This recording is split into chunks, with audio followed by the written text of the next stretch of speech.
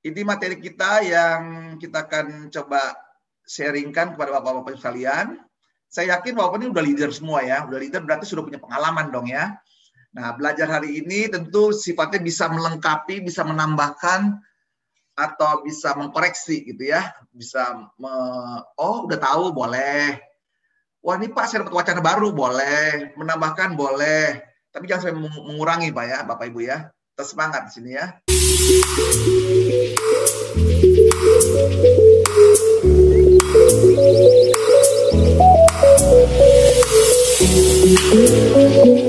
Nah, apa saja tujuan kita belajar hari ini? Pertama, bagaimana meningkatkan supaya kita lebih efektif. Efektif artinya apa? Targetnya tercapai lah gitu ya. Target yang dibebankan kepada kita sebagai leader dan kepada tim kita. Lalu bagaimana Anda menetapkan gaya-gaya Anda dalam kepemimpinan, cara memimpin, cara membina dan mengembangkan bawahan, itu penting banget ya. Style Anda seperti apa, bergaya Jepang atau bergaya Eropa, gaya Amerika atau gaya Indonesia. Asa bodoh gitu. Asa bodoh ya. Nah, mohon izin untuk foto itu boleh? Foto apa? Boleh, silakan. Oh ya, silakan aja. Silakan ya. Mau difoto boleh, ya mau direkam boleh, silakan aja teman sekalian ya. Memahami cara-cara bekerja sama. Nah ini ya. Dan akhirnya teman sekalian, kalau bagi teman-teman nanti dapat inspirasi baru, tentu diharapkan ada perilaku baru ya, supaya ada perubahan nanti pekerjaan Anda. Apalagi situasi sekarang sangat memaksa, membuktikan Anda leader yang hebat atau bukan. Kenapa? Kita lihat ya. Pertama, situasi yang menarik buat para leader sekarang ini adalah pilihannya adapt or die. Wow, pilihannya hidup atau mati bisnisnya. Nah, disinilah perusahaan, walaupun perusahaannya besar, punya aset besar ya, kalau leadernya memble, leadernya bermasalah, pasti mati perusahaannya. Gitu ya, pasti mati. Nah jadi boleh mesinnya hebat, boleh mesinnya hebat, tapi leadernya lemah, ya sudah. Menghadapi pandemi ini yang sangat ganas, apalagi di Jakarta, Menko Maritim itu bilang jam mal dikurangi lagi, PSBB diperketat, dan itu seluruh Jabodetabek, daerah-daerah yang merah dan hitam gitu ya, merah dan hitam, merah pandeminya. Nah ini pandemi membuat semuanya berubah, perubahannya sangat dahsyat ya. Anda tadinya bekerja work from office, sekarang work from home, ada istilah seperti itu. Yang tadinya training offline, sekarang jadi online, gitu ya. Bangun ya. Nah, ini beradaptasi. Ada juga banyak perusahaan, Pak, nggak nyaman nih Pak, training online Pak ya. Nah, berarti soal nyaman tidak nyaman itu soal pembiasaan aja, gitu ya. Nah, cuman yang repotnya apa? Misalnya, gara-gara pandemi ini dampaknya ke ekonomi. Nah, begitu ekonomi, mulailah terjadi perubahan-perubahan. Perubahannya apa? Ke industri. Ya, yang bertahan jalan terus, bertahan hidup. Yang nggak kuat, ya berhenti atau stop. Sekalian. Nah, akibatnya sekarang data terakhir yang saya dapat dari media ya, berarti belum ada verifikasi sekalian. Ada akibat dari resesi ini korbannya sudah 20 juta orang ya, para profesional. 20 juta orang. Jadi Bapak Ibu yang masih bekerja saat ini bersyukurlah. Berarti perusahaan Anda keren. Karena ada Anda yang hebat-hebat. Oh, itu tepuk tangan, semangat gitu ya. Karena ada Anda yang hebat-hebat, bisa bertahan. Karena ada 20 juta orang sekarang jadi jobless ya, nggak ada pekerjaan. Nah, saya nggak tahu apakah selama seperti itu atau cepat recovery. Nah, ini dampaknya banyak ya. Karena bisnis makin sulit sekarang ini. Setelah nanti resesi itu sekalian ya, ini teori ekonominya ya. Ketika resesi, ini dua kuartal betul jadi negatif, GDP-nya langsung dia resesi. Nah, harapan kita di kuartal 4 ini, kira-kira tumbuh nggak gitu ya? Nah, harapannya kalau kata Sri Mulyani, Menteri Keuangan kita, diharapkan sih 0, nggak minus, nggak plus gitu ya, tapi 0, netral. Tapi saya dengar kemarin saya baca di media juga bahwa nilai ekspor kita udah mulai bagus ya, udah mulai naik, positif ya. Nah, berarti nggak ada harapan. Cuman ini belakangan naik lagi pandeminya gitu ya, ngeri banget juga ya. Tapi syukurnya teman sekalian ya, inilah keajaiban dari Sang Pencipta kita ya. Ditolonglah orang-orang yang hebat untuk bisa menciptakan untuk imunisasi kita ya mulai banyak pakai. Tapi Indonesia menurut riset katanya gitu ya, dari Menkes kemarin kurang lebih ada 20% orang Indonesia yang menolak. Nah ini ngeri kan? udah mau dikasih, memang nanti harganya ada yang murni di tanggung negara, ada yang disubsidi gitu ya. Nah, ngerinya apa? Catatan terakhir 20% orang tidak mau divaksin. Aduh, ngeri banget ya. Berarti ada potensi 20% orang ini, nah kita belum jelas ya. Moga-moga aja ini dengan apa? Dengan sosial pemerintah ini bisa mereka mengerti gitu ya. Baik dari sisi agama maupun sisi sebagainya ya. Nah, artinya gini, situasi seperti ini memaksa kita para leaders ini berpikir kreatif. Berpikir kreatif. Berpikir punya inisiatif. Nah, di sini pentingnya seorang leader. Leader di sini. Kalau leadernya memble, dia nggak punya kreativitas. Kemarin saya mengajar ada 3 batch di KPK ya. Di KPK dari minggu lalu ada creative thinking-nya, ada the way of thinking-nya. Kemarin saya belajar training tentang inisiatif 2 hari. Saya juga bingung juga 2 hari ngajar inisiatif ya, supaya para leader itu mereka bisa membuat bentuk-bentuk inisiatif baru. Nah, itu keren banget ya. Saya lagi menangani KPK gitu ya. Kalian ya, para leader mereka. Nah, disinilah pentingnya nanti bagaimana leader berperan. Kalau leadernya keren, hebat gitu ya, mereka cepat menggunakan analisisnya. Karena gitu teman-teman sekalian. Saya baru membaca artikel gara-gara ini resesi ya. Saya membaca kembali jurnal yang dikeluarkan oleh Harvard. Lalu apa saran-saran dari jurnal tersebut hasil penelitiannya? Dia ngambil modeling yaitu resesi 2008, 2009, 2010. Jadi ada 3 periode. Waktu itu kan puncaknya resesi juga ya di dunia ya. Lalu apa saran-sarannya ketika ada resesi? Nah, sarannya keren. Itu teman-teman ya, ini bisa jadi note buat Anda. Saran pertama, tingkatkan terus untuk training setiap karyawan Anda, profesional Anda, trainingnya. Pokoknya suruh mereka belajar terus. Belajar baru. Belajarnya hal yang baru. Nah, tujuannya apa? Tujuannya pertama, dengan dia belajar ilmu baru, maka dia bisa menangkap. Nah, menangkap apa? New voice of customer. Mendengar suara baru dari pelanggan Anda setelah pandemi resesi ini. Dipaksa untuk belajar. Untuk apa? Bisa melakukan research. Bisa melakukan observasi. Bisa melakukan penelitian baru melihat perilaku dari pelanggan-pelanggannya dia. Nah, itu ya jelas keren ya. Belajar terserah Anda mau belajar mandiri, mau training baik publik maupun in-house training. Yang penting apa? Saran mereka di jurnal itu belajar terus, jangan berhenti belajar. Nah, itu ya. Supaya bisa beradaptasi, jangan mati gitu. Karena pilihannya Pak, adapt or die. Jadi leader itu harus belajar terus-menerus. Nah, setelah belajar dia menangkap voice of customer. Voice customer pertama ya. Kedua, bisa menangkap pergerakan kompetitor. Nah, keren ya. Menangkap gerakan kompetitor Anda. Lalu ketiga, menganalisis corporation Anda. Wah, itu keren ya.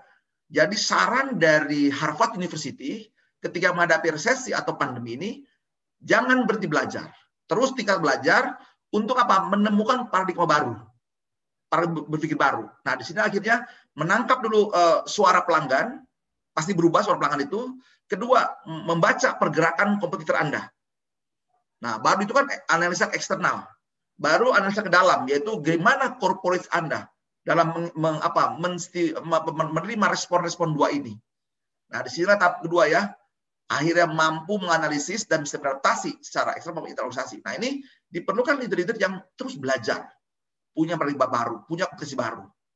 Nah, baru di sinilah akhirnya artinya apa? Dengan belajar maka penuhlah dia meningkatlah kompetensi dia. Artinya apa?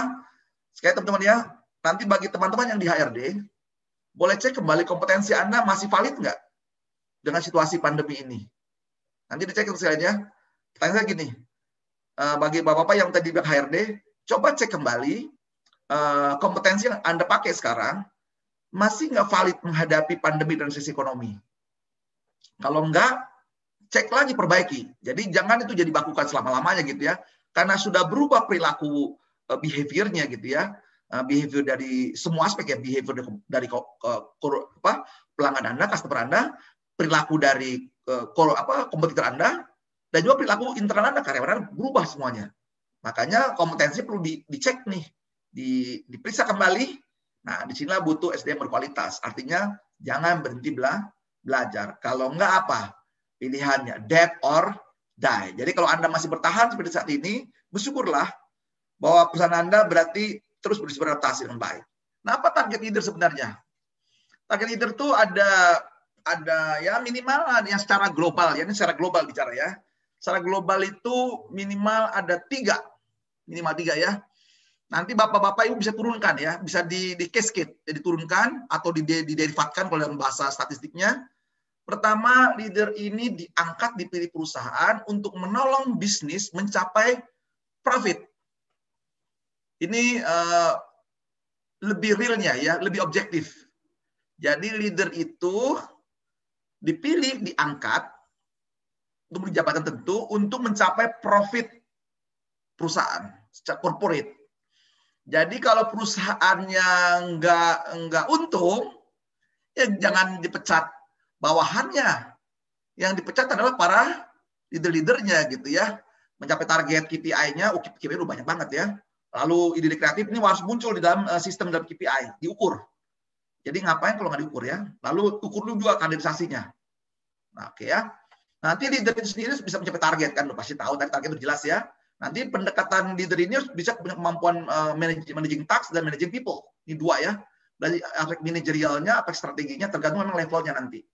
Nah, ini people di sini nanti bagaimana dia berkomunikasi, bagaimana membangun tim, lalu bagaimana mengcoaching. Kan tadi apa? Ada targetnya. Targetnya apa tadi? Memberikan merekomendasi satu leader baru. Nah, makanya program coaching ini penting banget. Nah, untuk mencapai seperti ini kemampuan strategi, kemampuan manajerial, maka leader ini memang harus dibentuk. Nah, disinilah muncul berbagai kompetensi gitu ya. Harus mengenal kepribadiannya, karakternya, mindsetnya, kompetensi yang dibutuhkan bagi seorang leader ya. Nah, itu berkembang ya. Nah, disinilah saya punya konsep leader. Nah, ini contoh konsep ya. Nanti bapak-bapak, ini contoh aja ya. Saya belajar menggumuli gitu ya, mempelajari berbagai literatur. Akhirnya saya coba melihat begini. Apa itu konsep leader? Kalau buat saya ya, seorang yang tahu jalan. Pertama dia punya apa? Punya knowledge. Punya ya skill. Nah, skillnya dalam apa? Mampu membuat jalan baru. Berarti dia punya pengetahuan dan punya skill di sini, punya kemampuan membuat jalan baru. Berarti dia skill untuk kreatif. Jadi dia nggak boleh lemah. Nah, hal ketiga, dia juga sebagai guru, sebagai role model, menjadi contoh teladan, menjadi figur bagi bawahannya sebagai penunjuk jalan ya.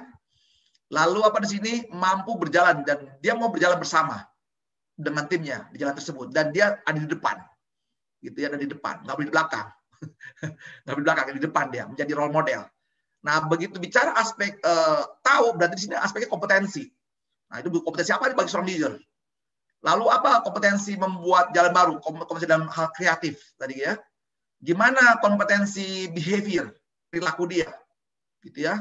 Kan nanti kan kompetensi ada 2 ya biasanya ya. Ada kompetensi technical, ada kompetensi behavior. Nah, itu harus dimunculkan misalnya ada 2 ya. Maka nanti kan Anda harus akhirnya punya namanya buku kompetensi, kamus kompetensi. Nah, ada 2 biasanya, ada technical, ada behavior, perilaku, gitu ya. Nah, jangan lupa ya. Dari mana behavior? Dari belief-nya organisasi. Turun jadi value, turun jadi attitude, akhirnya turun jadi cascade, jadi behavior, perilaku. Nah, itu diturunkan. Nah, itu gimana ngajarinnya itu tuh sekalian ya. Karena tatanan dari karakter ya atau value itu sama attitude itu masih di dalam kepala, masih konsep. Tapi kalau sudah jadi behavior itu jadi muncul dari perilaku. Misalnya seperti itu ya. Nah, ini yang bisa saya tawarkan. Nanti ini bisa dikembangkan ya. Nanti bapak-bapak maka saya minta di company-nya tulis ya, apa konsepnya. Nanti baru bicara strateginya. Apa tuh konsep? Biar mudah memahaminya, ya contohnya visi aja. Apa tuh visi perusahaan? Itu konsep prioritasnya. Lalu apa strateginya? Nah, gimana penerapan leadernya di sini? Gimana mengembangkannya? Contoh ya, misalnya ini teman-teman, ini acuan buku saya juga. Ini bukunya keren. Nanti bisa beli di Gramedia. Saya bukan penjual buku ini, bukan ya. Ini saya belajar dari buku ini keren banget ya. Tentang apa sih yang diikuti oleh pemimpin? Tanya seperti ini ya. Ini ada 2 kali diteliti di tahun 50-an sama tahun 70-an. di 4 benua, di 2000 sampel ya. Lalu jawabannya ada 100 jawaban. Pemimpin seperti apa yang diikuti itu adalah jujur. Nah, ternyata jujur itu penting. Lalu visioner ke depan. Nah, ini jelas ya, punya visi. Berarti apa di sini? Dia berpikir konseptual. Nah, yang ketiga, dia sebagai orang yang memberikan inspirasi, inspiratif dia. Inspirator bagi timnya, energik banget gitu ya. Nggak lemah, nggak negative thinking gitu ya. Dan keempat, kompeten. Nah, di sini masih banyak lagi ya, 5, 6, sampai 100. Jadi ada 100 variabel. Nah, saran saya, Bapak Ibu beli deh buku ini. Buku ini keren banget, bagus untuk kita pelajari. Itu bisa jadi sumber inspirasi kita nanti apa saja bentuk-bentuk kompetensi. Dikembangkan. Ini bukunya, bukunya warnanya orange atau kuning ya. Sekalian ya. Oke. Nah, dari aspek tersebut, berarti apa peran leader? Nah, leader itu saya coba mengurai. Jadi leader itu perannya banyak. Peran pertama sebagai keteladanan, sebagai role model dalam aspek spiritual. Wah, kalau bicara spiritual kan keren banget ya. Berarti di situ ada unsur namanya belief dalam aspek agama. Contoh, tapi dia bukan menceritakan agamanya, bukan ya. Keyakinannya dia, beliefnya itu sudah tampil dalam bentuk spiritualnya nanti. Makanya kan ada spiritual leadership, gitu ya. Jadi contoh, jadi tempat dia bertanya ketika dia mengalami kesusahan bagi anak buahnya. Keren ya, mendoakan. Berikutnya, bagaimana model leadership yang digunakan? Nah, leadership kita dalam kepemimpinan itu ada 3 model. Nah, ini setelah saya belajar berbagai literatur, referensi, yang seperti apa sih yang bisa kita gali gitu ya. Nah, leader itu dalam benak saya itu ada 3 saat ini ya. Berdasarkan pengetahuan saya saat ini, dalam pembelajaran saat ini, leadership itu modelnya ada 3. Yaitu ada situational leadership, transaksional, transformasional. Lalu dari segi kepribadian dari NLP bagaimana? Nah, tipe visual kah, auditori atau kinestetik gitu ya. Nah, kalau tipenya visual berarti waktu Anda meliding anak buah Anda tipenya orang visual, berarti bahasanya menggunakan bahasa visual. Gambar-gambar gitu ya, kuat. Kalau tipenya auditori berarti Anda harus ngomongnya lebih banyak. Kalau kinestetik berikan contoh, model dan praktek. Ya, ini pendekatan kepribadian. Nah, itu yang menjadi tantangan kita waktu kita melakukan assessment.